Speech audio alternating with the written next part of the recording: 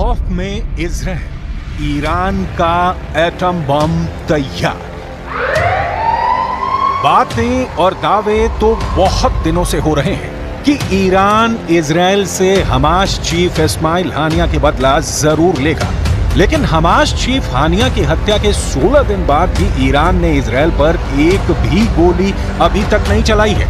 आखिर ईरान इतना ज्यादा वक्त इजराइल पर हमला करने में क्यों लगा रहा है? इस सवाल का एक जवाब यह है कि ईरान इजराइल पर बहुत बड़ा परमाणु हमला करना चाहता है ताकि इजराइल को दोबारा हमला करने का मौका ही ना मिले। ईरान से जुड़े इस सनसनीखेज खबर ने इजराइल के होश उड़ा दिए हैं। प्रधानमंत्री नेतन्याहू से लेकर अमेरिकी राष्ट्रपति बाइडेन तक ईरान की एटमी तैयारी से भौचक्के रह गए हैं। इंटरनेशनल मीडिया में छन छन करा रही खबरों से पता चला है कि ईरान इजराइल पर बड़ा हमला करने से पहले एक जबरदस्त परमाणु धमाका करने जा रहा है ताकि इजराइल और उसके दोस्तों को साफ संदेश दिया जा सके कि अगर ईरान को इजराइल ने दूसरा गाजा बनाने की कोशिश की तो ईरान इजराइल को परमाणु बम की आग में भस्म कर देगा।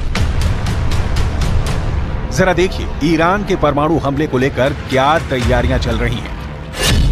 खुफिया एजेंसी को भनक लगी है कि ईरान इस वक्त अंदर ही अंदर परमाणु बम से जबरदस्त हमला करने की तैयारी में जुटा है। दावा तो यहां तक किया गया है कि ईरान के सुप्रीम लीडर ने कुछ चुनिंदा टॉप कमांडरों को आदेश दे दिया है कि ईरान इजराइल पर एटम बम से हमला करना चाहता है। हालात ये हो गए हैं कि ईरान की परमाणु तैयारी को देखते हुए पीएम नेतन्याहू ने एक बड़ी मीटिंग की है जिसमें ये समझने की कोशिश की गई है कि अगर ईरान इजराइल पर परमाणु बम से हमला करता है तो इजराइल ऐसी स्थिति में अपने बचाव के लिए क्या क्या कदम उठा सकता है। दावा किया जा रहा है कि ईरान लगभग 12 परमाणु बम बनाने के बेहद करीब पहुंच चुका है, जो पूरे मिडिल ईस्ट के लिए बेहद खौफनाक है, खास तौर से इजराइल के वजूद के लिए।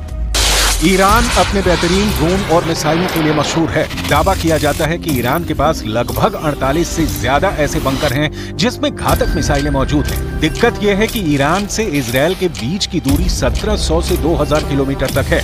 ऐसे में इजराइल के पास एक ही रास्ता है कि उसे इजराइल पर हमला करने के लिए ऐसी मिसाइलें मिले जो इजराइल को एक ही हमले में दबा करके रख दे। इसी जरूरत को ध्यान में रखकर ईरान ने अभी तक इजराइल पर घातक हमला नहीं किया है, क्योंकि चीन और रूस ने ईरान को बड़े हमला करने से पहले पूरी तैयारी करने को कहा है। खास तौर से ईरान को 2000 किलोमीटर तक मार करने वाली ऐसी मिसाइलों से रूस और चीन लैस करना चाहते हैं जो इजराइल को बचने का मौका ही ना दे। यानी ईरान की राजधानी तेहरान से इजराइल के तेल अवीव पर सीधा और बड़ा हमला। राष्ट्रपति पुतिन, राष्ट्रपति शी जिनपिंग ईरान के supreme leader Ayatollah Ali Khamenei को साफ संदेश दे चुके हैं कि रूस और चीन आखिरी दम तक ईरान के साथ हैं। खबर है कि रूस ने अपने लड़ाकू परिवहन विमान से दर्जनों परमाणु क्षमता वाली मिसाइलें तेहरान पहुंचा दी हैं। दावा तो यहां तक किया जा रहा है कि अगर तेहरान ने इनमें से एक भी मिसाइल से इजराइल पर हमला किया तो इजराइल का विनाश कोई रोक नहीं सकता है। We are looking on this Iranian network that put a deadly explosive inside Israel, and we will act against the Iranian terror wherever it is. We will not expect, we will not get any Iranian explosive devices here and not do anything. We will act determinedly against the Iranian terror wherever it is. Iran की missile जरूरतों के मद्देनजर उसे रूस ने Iskander मिसाइलें दी है। Iran को इजराइल तक पहुंचने के लिए लगभग 1200 किलोमीटर की मारक क्षमता वाली मिसाइलों की आवश्यकता है, जबकि इस्कंदर सिस्टम की मारक क्षमता 500 किलोमीटर तक है। लेकिन रूस ने ईरान को जो इस्कंदर मिसाइल दी है वो लेटेस्ट वर्जन की है। इजरायली मीडिया के मुताबिक रूस ने ईरान को 1500 किलोमीटर तक हमला करने वाली R-500 क्रूज मिसाइलों के साथ इस्कंदर के सिस्टम दिया है, जो ईरान को जबरदस्त मिसाइल पावर दे रहा है। इस्कंदर के लंबी दूरी तक मार करने वाली परमाणु क्षमता वाली मिसाइल है। इसके अलावा रूस का मरमंग्स BN सिस्टम ईरान को दिया गया है। इजरायली विदेश मंत्री इजराइल काट्ज का साफ कहना है कि ईरान इजराइल पर बहुत बड़े हमले का प्लान बना चुका है। यानी ईरान अब रूसी मिसाइलों से इजराइल पर हमला करने जा रहा है।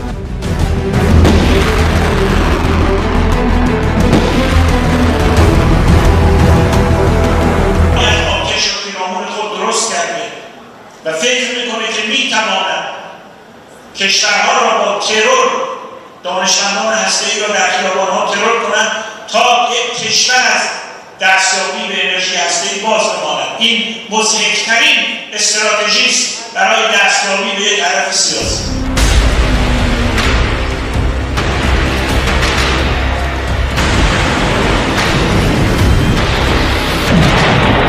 पूर्व रक्षा मंत्री और वर्तमान में रूसी संघ के सुरक्षा परिषद के सचिव सर्गेई शोइगु तेहरान में जिस वक्त ईरान के IRGC के commander major general Mohammad Bagheri से मिल रहे थे, उस वक्त किसी को अंदाजा नहीं था कि रूस में इजरायल ईरान युद्ध में कितना बड़ा खेला कर दिया है। इजरायली मीडिया के दावों के मुताबिक ईरान की राजधानी तेहरान में गुप्त मीटिंग हुई है, जिसमें रूस ने तुरंत ही ईरान की सभी मांगे मान ली हैं। दावा किया गया है कि रूस की तरफ से पूर्व रक्षा मंत्री सर्गेई शोइगु ने IRGC के top commander major general Mohammad Bagheri की और उन्हें परमाणु क्षमता वाली मिसाइलें देने का रास्ता साफ कर दिया है। दावा किया जा रहा है कि राष्ट्रपति पुतिन के आदेश के बाद सैन्य परिवहन विमान IL-76 ने रूस से उड़ान भरी, जिसने ईरान के गुप्त ठिकाने पर रूसी इस्कंदर मिसाइलों को ईरान पहुंचा दिया है। इसके अलावा रूस ने ईरान को उपग्रह नेविगेशन सिस्टम मरमंग्स BNEWS भी दिया है। रूस की इस्कंदर परमाणु क्षमता वाली मिसाइल कुछ मिनट में ही तैयार की जा सकती है। इस मिसाइल के मिलने से ईरान अब इजरायल में घुसकर कभी भी इस्कंदर मिसाइल से हमला कर सकता है, जबकि रूस का उपग्रह नेविगेशन सिस्टम मरमंग्स BNEWS ईरान को ऐसी क्षमता देगा कि इजरायल के लड़ाकू जेट और मिसाइलें हमला तक नहीं कर पाएंगी। ईरान इस वक्त अपने परमाणु बंकर से मिसाइलों को तेजी से लेबनान और सीरिया में गुप्त ठिकानों तक पहुंचाने में जुटा है। IRGC के टॉप कमांडरों को साफ आदेश है कि कम से कम मूवमेंट की जाए, इजरायल के जासूसी नेटवर्क को चकमा देते हुए मिसाइलों को अड्डों पर पहुंचाया जाए। खबर तो ये भी है कि रूस के कुछ कमांडर गुप्त तरीके से ईरान की जबरदस्त मदद कर रहे हैं।